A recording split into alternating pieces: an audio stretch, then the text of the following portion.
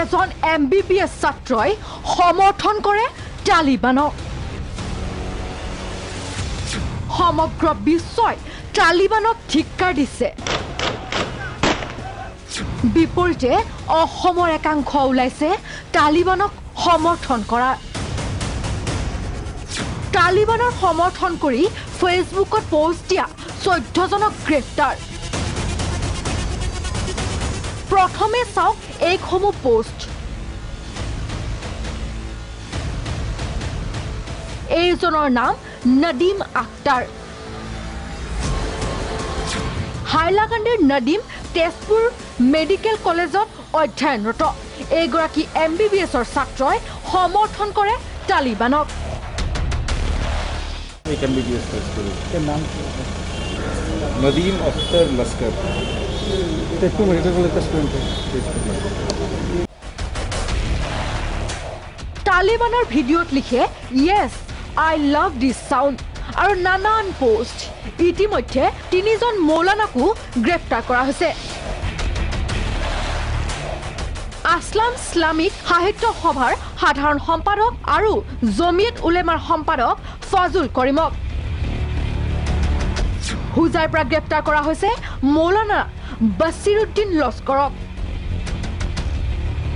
গোৱালপাৰাৰ পৰা গ্ৰেপ্তাৰ কৰা হৈছে মৌলানা ইয়াদিন খানক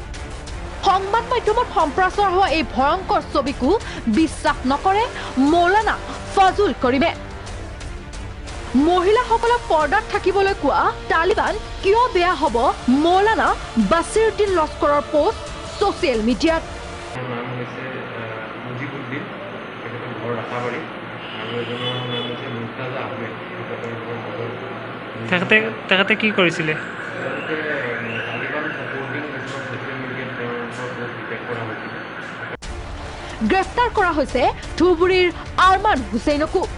এইজনে ধুবুৰী বাছ নামৰ এটা পোৰ্টেল চলাই আছিল এই ধুবুৰী বাছ নামৰ যেটো পোৰ্টেল এই পোৰ্টেলটো তালিবানৰ সমৰ্থনত বিভিন্ন ধৰণৰ পোষ্ট আছে প্ৰায় শতাধিক পোষ্ট এনে ধৰণৰ এই পোৰ্টেলটোত পোৱা গৈছে আৰু সেই পোষ্টসমূহৰ সমান্তৰালভাৱে এটা আটাইতকৈ চাঞ্চল্যকৰ এটা ভিডিঅ' তেওঁ আপলোড কৰিছে যেটো ভিডিঅ' আসলতে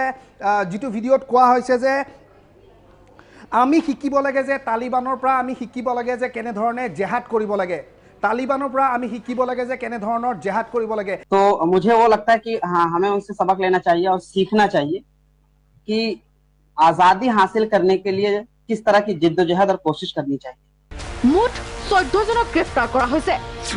দৰঙৰ এজন কামৰূপ গ্ৰাম্যৰ 3 জন ধুবুৰীৰ 2 জন হুজাইৰ এজন কৰিমগঞ্জৰ 2 জন বৰপেটাৰ 2 জন দক্ষিণ খালমাৰাৰ এজন গোৱালপাৰাৰ এজন কাছাৰৰ এজন ভাৰতৰ চুবুৰীয়া ৰাষ্ট্ৰ